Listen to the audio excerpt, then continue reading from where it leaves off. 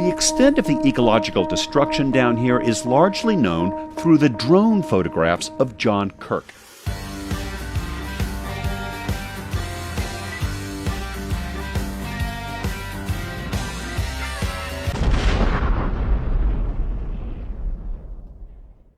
What do you do when a global pandemic upends your business? Well, for one wedding and concert photographer from Charleston, South Carolina, the answer is on the Arizona border. So describe for us what you're seeing in terms of the environment. You're watching the construction happen essentially and following along. What's it look like? It's like a scorched earth. What's happening in Arizona right now? I've been all the way, from Oregon Pipe to the Tohono Reservation, San Bernardino. That's a wildlife refuge with an aquifer.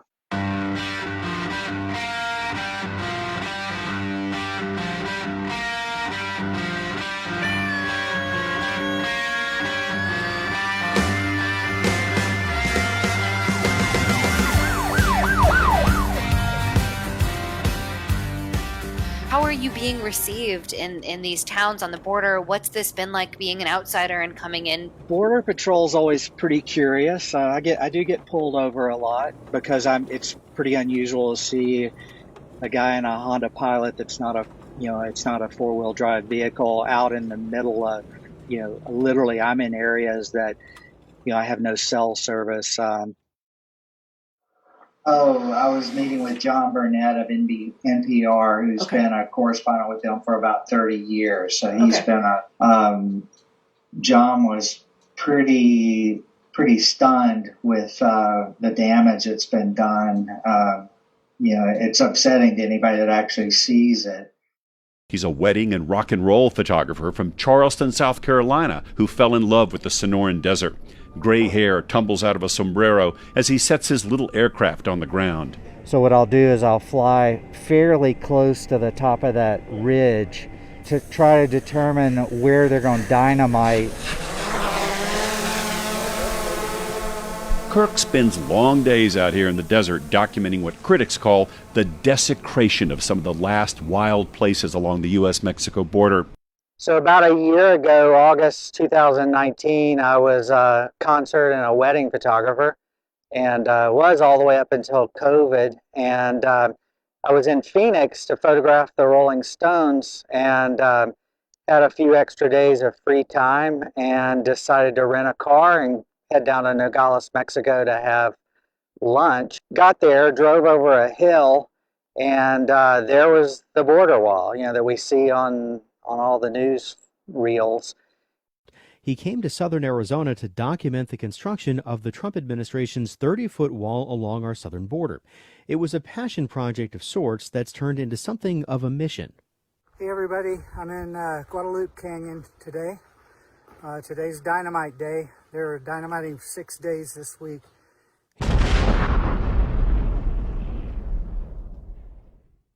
You see this huge blast, and all this dirt and boulders cascading down the mountainside.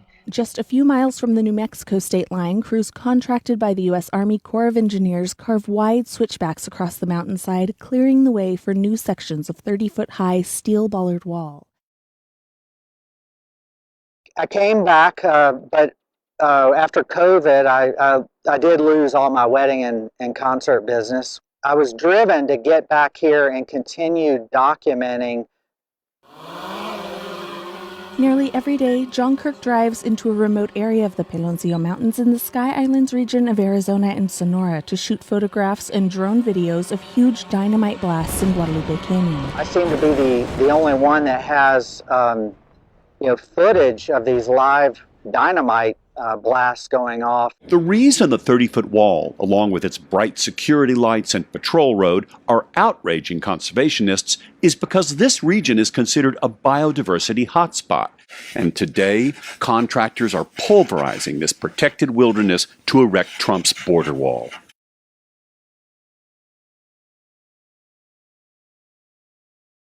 But it's a really unique place of biodiversity where the Chihuahuan Desert almost meet the Sonoran Desert and where the Sierra Madre almost reach the Rocky Mountains. And that's why this specific spot is a really important for conservation and for preservation of wildlife. And also, it's not going to stop people. It's not going to stop drugs. People and drugs will always get into the United States. What it has stopped, and almost immediately, is wildlife migration. That area had so much, historical value. It's sites like that are getting decimated throughout, this whole area. Plants where they were drawing, or they still are, drawing millions of gallons a month of water from these aquifers that feed the San Bernardino wilderness.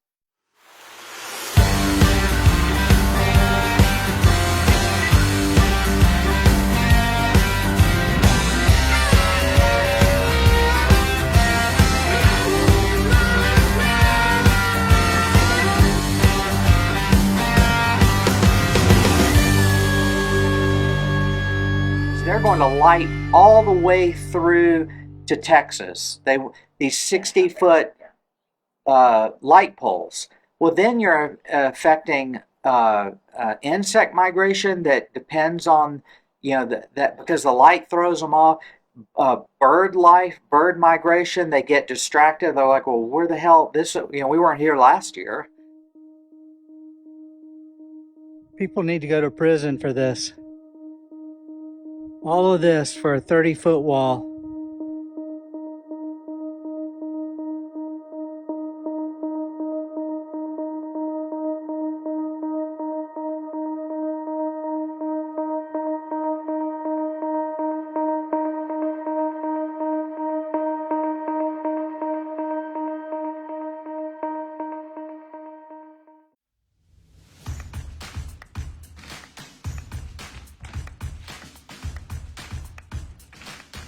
The boulders and debris are just raining upon Mexico right now, which actually violates IBWC international laws that both the United States and Mexico are bound to.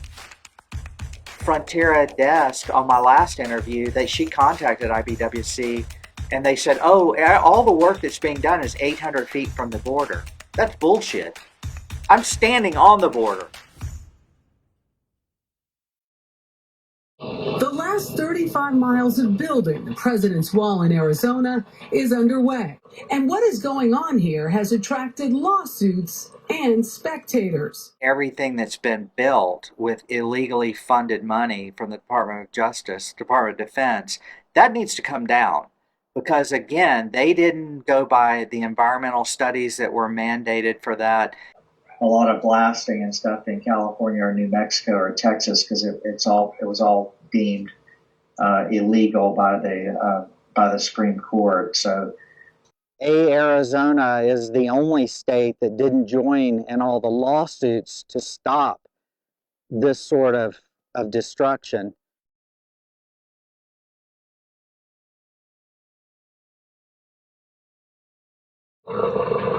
Construction costs here have been reported at $41 million a mile. My whole objective was to let people know what's happening.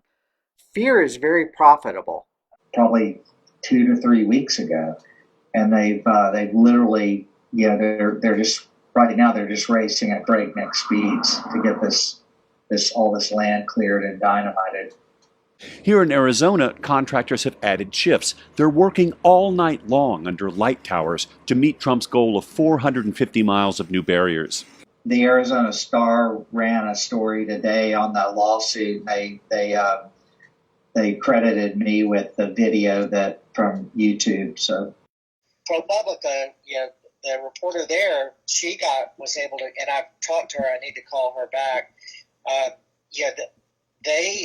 She uncovered over $3 billion in inflated bid costs. They've had to revise their bids, and over $3 billion so far is the cost of the Arizona project.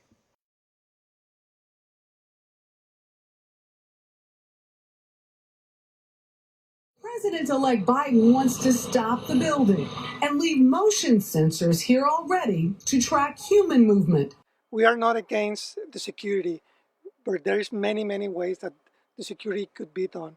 As it was working really well, as we saw it with the antennas that are set on the valley, when those antennas were set, we didn't have any issues of security. We're the prisoners.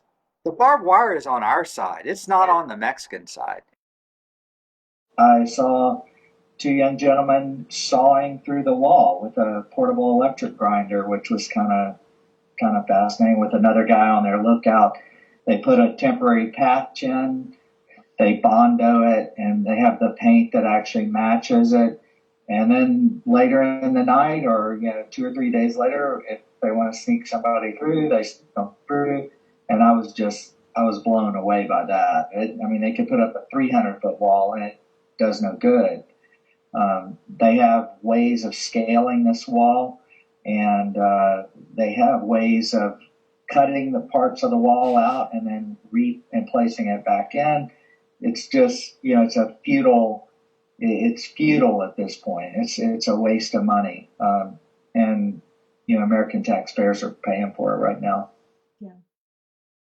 These guys, the ones that have sense are, they're the ones that are like, this is ridiculous. Yeah. He said that they had 50 incursions since in the last week or two, and they never had them before. An incursion could be one person or 24 people. And they've gotten all these calls and they never had those before, because this is not an area where people would traditionally come through. What they're doing is creating an infrastructure for migrants to come over at this point. That's what they're doing. They didn't have access roads, so this allows them to step over the border, and then allows them to walk down the roads and then traversing through a valley versus going over a mountaintop.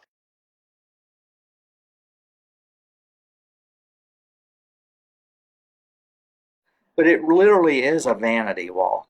Valer Clark is the 80-year-old president of Cuenca Los Ojos, a land conservation group that restores ranch land in Mexico adjacent to Trump's wall. It's horrific.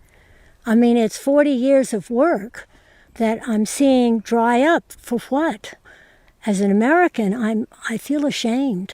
They're blasting through these majestic peaks right now that are probably 6,000 feet high, just to blast them at this point, because they're not going to be able to get any fencing up. And every single day, the Department of Homeland Security continues to dynamite, to blow up these rugged mountains in order to clear a path for a wall that, in all likelihood, will never be built. Lakin Jordahl is with the Center for Biological Diversity in Tucson. So now it's just destruction for destruction's sake. Yeah, they're destroying this just for profit at this point. Now that I've covered every mountain range and along all 4 states, every mountain range on the border between U.S. and Mexico has been dynamited at this point. So that's why it's so vital that I'm the one that has been capturing that, because no one else has. I also realize that even if it were to stop today, that this story branches off in so many other areas. But, my goal and a lot of people's goal is to have sections of this wall removed so that the wildlife can, still migrate, from the north to the south and south to the north. That's when the work begins. I want to uncover the financial corruption with this and the laws that were broken. Like I said the other day, there's no way I want to leave this, but I have to be realistic. But no, I would. I think there's another year or two of work. There's so much that hasn't been exposed yet, and that's being hidden. And what's going to come out after this is going to shock people.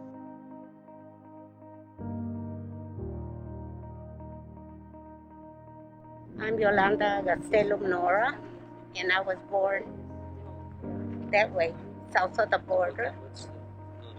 And my mom immigrated me when I was probably a year old.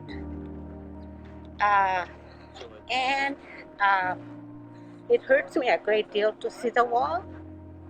Makes me cry.